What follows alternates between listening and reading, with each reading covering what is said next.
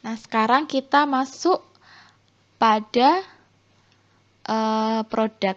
Jadi, dalam suatu wirausaha, pasti kita nanti akan membuat suatu produk, ya. Yang penting pada produk itu apa? Adalah kualitas produk. Jadi, apa sih sebenarnya produk itu? Produk adalah segala sesuatu yang ditawarkan ke pasar untuk mendapatkan perhatian, dibeli, dipergunakan, dan dapat dipuaskan keinginannya oleh produsen. Jadi konsumen itu akan dipenuhi kebutuhannya. Nah, produk yang berkualitas adalah produk yang mempunyai nilai jual yang lebih dan tidak dimiliki oleh produk pesaing. Jadi, selain kita harus tahu apa itu produk, kita juga harus tahu bagaimana sih sebenarnya kita mencari produk yang menciptakan produk yang berkualitas. Nah, menurut si Coulter tahun 2000 itu ada klasifikasi produk. Yang pertama adalah berdasarkan wujudnya, yang kedua adalah berdasarkan dari daya tahannya. Kalau wujudnya diklasifikasikan lagi dalam dua kelompok, yaitu barang dan jasa. Jadi, barang itu merupakan produk yang wujudnya itu fisik, bisa dilihat, diraba, disentuh, dirasa, dipegang, disimpan, dipindahkan, atau di perlakuan fisik yang lainnya. Kalau jasa, jasa itu berupa apa? Aktivitas, manfaat, dan kepuasan yang ditawarkan untuk dijual atau dikonsumsi oleh pihak lain. Contohnya misalnya bengkel reparasi mesin, kemudian salon kecantikan, hotel, dan sebagainya. Yang kedua, untuk daya tahan, produk itu ada dua macam, yaitu barang yang tidak tahan lama atau non-durable goods, dan barang yang tahan lama atau durable goods. Barang yang tidak tahan lama adalah barang yang berwujud, yang biasanya habis kita konsumsi dalam satu atau beberapa kali pemakaian. Dengan kata lain apa? Umur ekonomisnya itu kurang dari 1 tahun dalam pemakaian yang normal. Contohnya apa? Sabun, pasta gigi, minuman kaleng, dan sebagainya. Kalau barang yang tahan lama merupakan barang yang berwujud. Biasanya bertahan lama dengan banyak pemakaian. Jadi mempunyai umur ekonomis yang lebih dari 1 tahun dengan pemakaian yang normal. Contohnya apa? Bisa lemari es, mesin cuci, pakaian, dan lain sebagainya. Ketika nanti kita berwirausaha, kita juga harus tahu tingkatan-tingkatan pada suatu produk. Jadi, produk itu dapat kita bagi menjadi 5 tingkatan berdasarkan dari apa? Manfaat dasar dari suatu produknya, bentuk dasarnya, kemudian atribut produknya, kemudian perbedaan dengan produk yang lainnya, serta perubahan bentuk yang dialami oleh satu produk dari masa ke masa. Jadi, untuk merencanakan suatu pemasaran produk, maka seorang wirausaha itu harus memahami 5 tingkatan produk. Yang pertama adalah produk utama atau inti atau core benefit, yaitu manfaat yang sebenarnya dibutuhkan dan akan dikonsumsi pelanggan setiap produk. Yang kedua adalah produk generik, merupakan produk dasar yang memenuhi fungsi produk paling dasar. Kemudian bisa juga produk minimal yang dapat berfungsi. Yang ketiga adalah produk harapan atau expected product, merupakan produk formal yang ditawarkan dengan berbagai atributnya dan kondisinya secara normal dan kita harapkan serta disepakati oleh pembeli. Yang kelima adalah produk pelengkap atau augmented product, berupa atribut produk yang dilengkapi, bisa ditambah berbagai manfaat dan layanannya sehingga dapat memberikan tambahan kepuasan dan bisa dibedakan dengan produk yang asing. Yang kelima adalah produk potensial, merupakan segala macam tambahan dan perubahan yang mungkin dikembangkan untuk suatu produk di masa yang akan datang.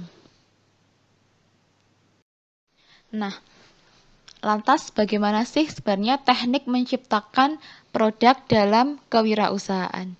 Jadi, wirausaha merupakan proses mengidentifikasi, mengembangkan, dan membawa sebuah visi dalam kehidupan.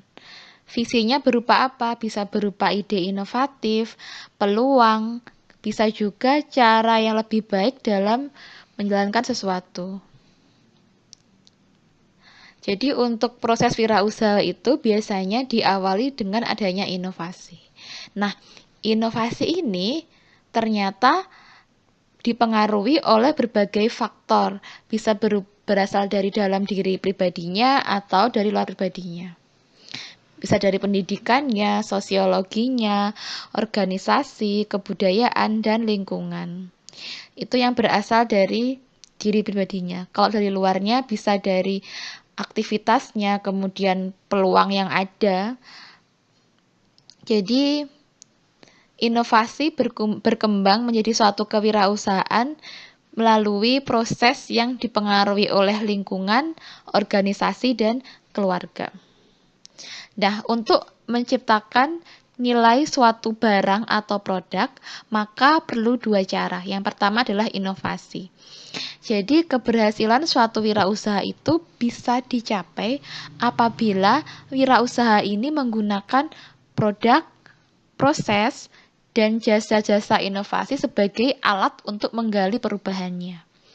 Yang kedua adalah mengubah tantangannya menjadi peluang.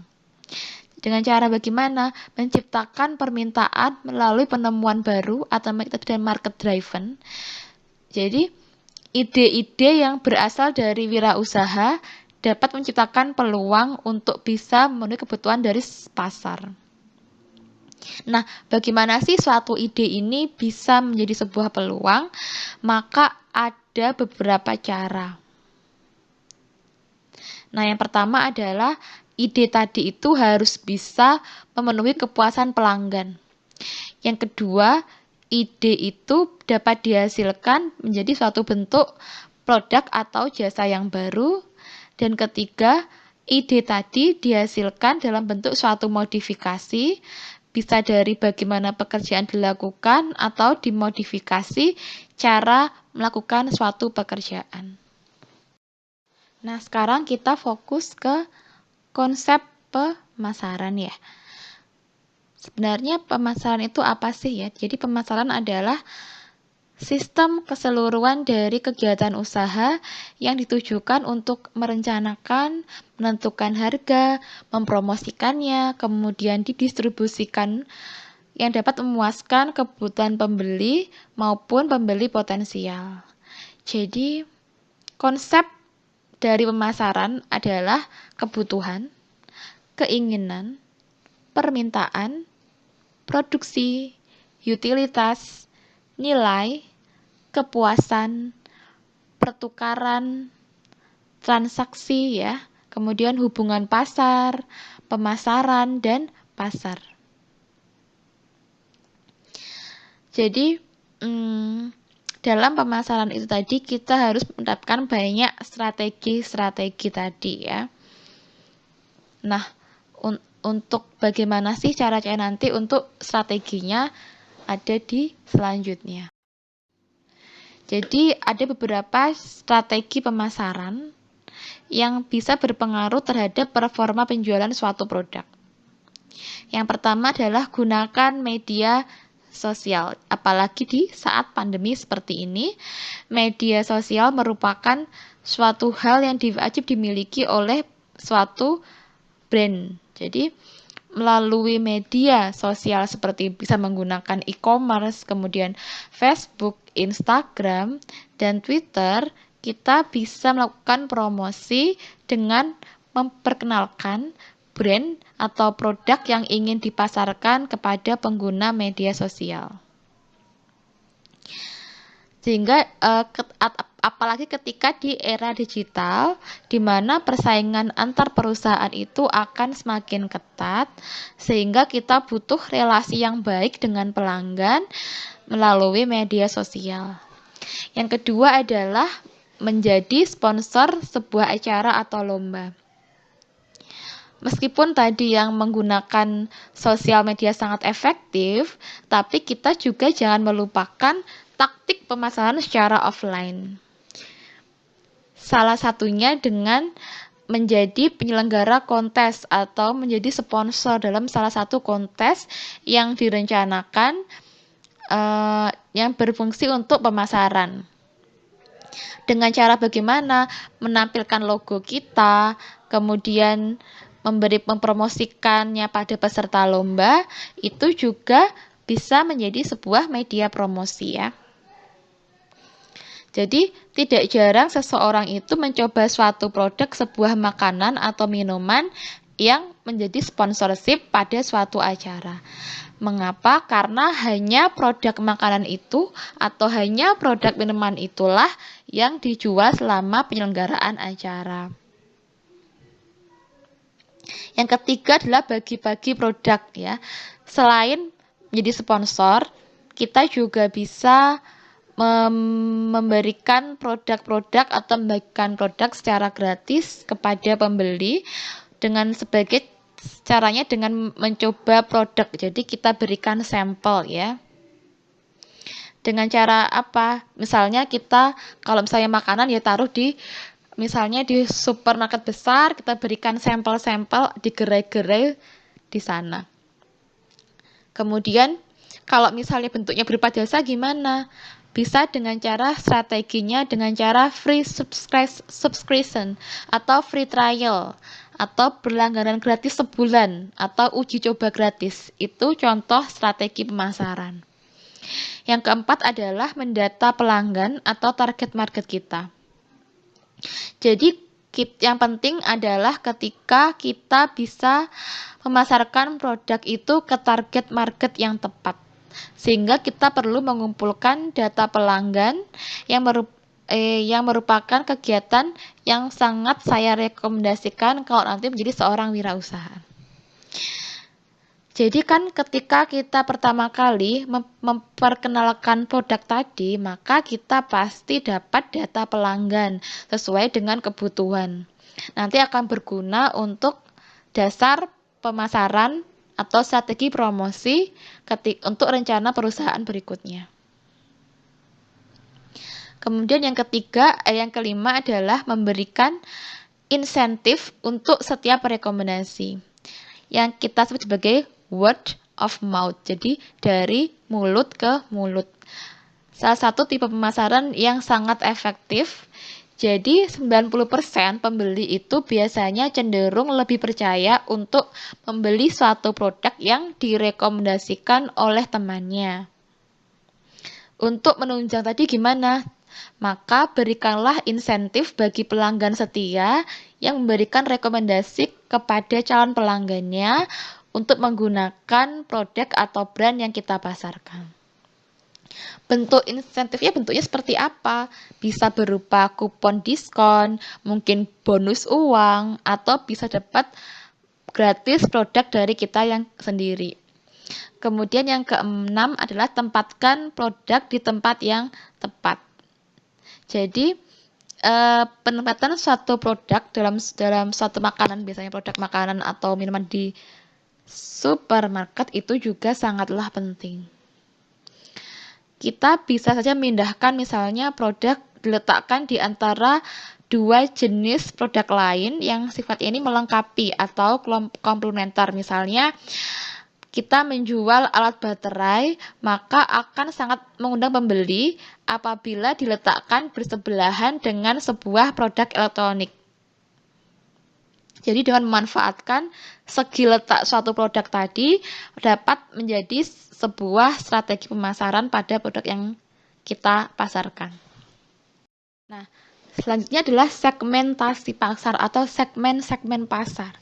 adalah kegiatan membagi suatu pasar menjadi kelompok-kelompok pembeli yang berbeda, yang punya kebutuhan, karakteristik, perilaku yang berbeda, sehingga mungkin membutuhkan produk yang berbeda.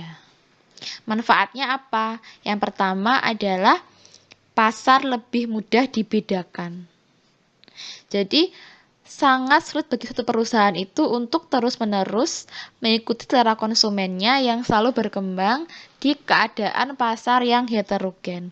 Oleh karena itu, biasanya perusahaan itu akan cenderung mencari kelompok konsumen yang sifatnya homogen agar lebih mudah untuk memahami selera konsumen. Yang kedua adalah pelayanan yang lebih baik ya. Jadi biasanya ada 4 hal penting yang sangat diinginkan oleh konsumen. Yang pertama adalah kualitas, kemudian harga, pelayanan, dan juga adanya ketepatan pada waktunya. Yang ketiga adalah strategi pemasaran yang lebih terarah. Jadi dengan melayani pasar yang sifatnya homogen, maka untuk merencanakan pemasaran ini akan lebih terarah dan juga lebih tajam. Yang keempat adalah menemukan peluang baru. Jadi perusahaan yang memiliki pemahaman atas segmentasi pasar yang baik akan sampai pada titik di mana dia bisa menemukan suatu peluang meski peluangnya tadi belum tentu besar. Yang kelima adalah faktor penentu desain. Jadi dengan kita memahami kebutuhan dari segmentasi pasar tadi, maka kita bisa mendesain suatu produk sesuai dengan kebutuhan segmen tersebut, dan desain yang dibuat pun juga akan lebih responsif dari kebutuhan pasarnya. Yang keenam adalah strategi komunikasi yang lebih efektif. Caranya bagaimana? Jika kita tahu persis siapa sih sebenarnya yang akan kita ajak komunikasi. Caranya gimana? Ya kita harus tahu kesukaannya apa, kebiasaannya apa, latar belakangnya apa, dan lain sebagainya. Nah, untuk segmentasi pasar sendiri, itu ada 9 jenis segmentasi pasar ya. Yang pertama adalah segmentasi pasar berdasarkan geografi. Jadi yang kita bisa membagi pasar ini seperti negaranya, wilayahnya, kotanya, desanya, kemudian daerah yang kita pandang potensial untuk pemasaran dan sebagainya. Kemudian segmentasi pasar berdasarkan demografi. Jadi segmentasi pasar ini kita bagi menjadi kelompok-kelompok dengan dasar apa? Pembagian usia, jenis kelamin, tingkat ekonomi, dan tingkat pendidikan. Yang ketiga adalah segmentasi pasar berdasarkan psikografi. Ini dengan cara bagaimana menelaah bagaimanakah konsumen dengan segmen demografi tertentu ini akan merespon stimuli dari suatu pemasaran produk. Yang keempat adalah segmentasi pasar secara sosiokultural. Jadi biasanya ini fokus kepada variabel sosiologis atau kelompok dan antropologis atau budaya yang dibagi lagi menjadi ada 4 segmentasi. Yang pertama adalah daur hidupnya, kelas sosialnya seperti apa, budayanya, serta bagaimana sih lintas budayanya dalam segmentasi pasar global. Yang kelima adalah segmentasi pasar berdasarkan situasi dari penggunaan ya. Jadi adanya situasi atau kesempatan bisa menentukan apakah konsumen akan membeli atau mengkonsumsi, sehingga akan membantu perusahaan untuk memperluas penggunaan produk. Yang keenam adalah segmentasi berdasarkan yang kelima adalah segmentasi berdasarkan dari benefitnya ya. Jadi itu nanti akan mengklasifikasikan pembeli sesuai dengan manfaat berbeda yang mereka cari dari produk, merupakan contoh segmentasi yang paling kuat ya. Jadi dari apa? Misalnya dari nilai uangnya, manfaat sosialnya, manfaatnya secara emosionalnya. Kemudian ada lagi segmentasi hybrid, merupakan segmentasi yang dibentuk berdasarkan kombinasi antara beberapa variabel segmen sehingga akan bentuk sebuah segmen tunggal.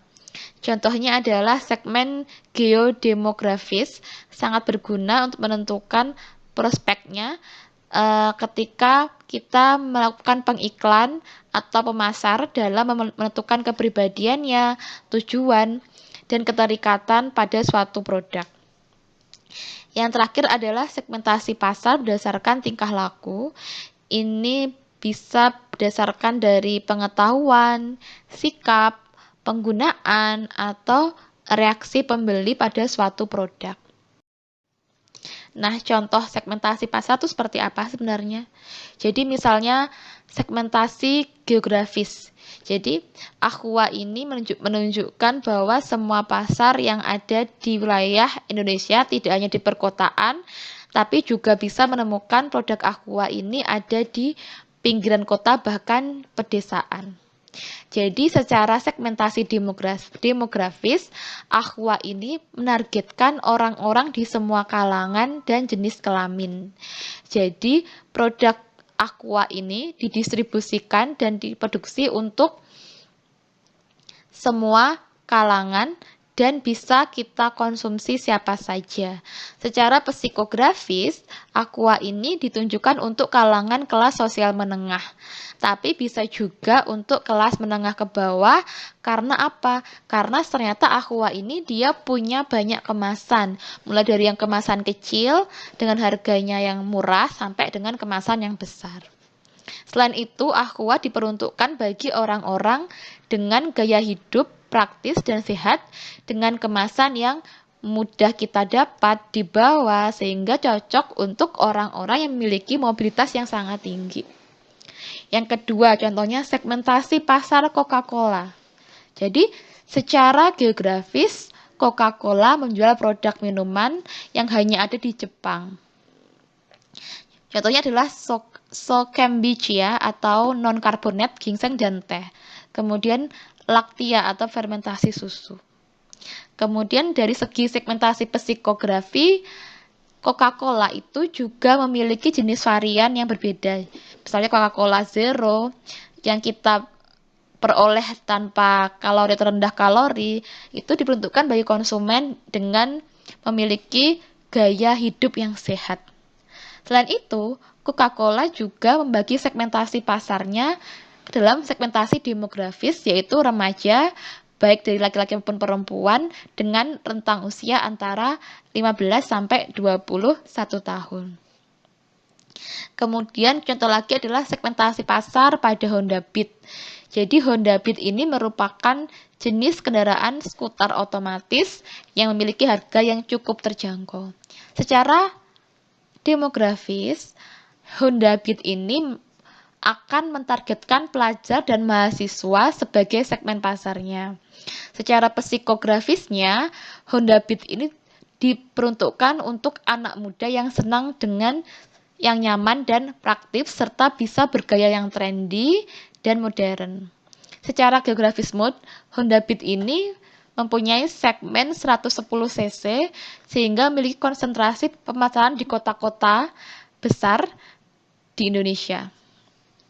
Di mana pada daerah perkotaan cenderung menggunakan flag racing dibandingkan di daerah yang cenderung menggunakan flag jari-jari. Jadi segmentasi pasar ini bisa kita terapkan untuk berbagai macam produk. Nanti silahkan mulai dari sekarang belajar untuk berinovasi dan kreativitas.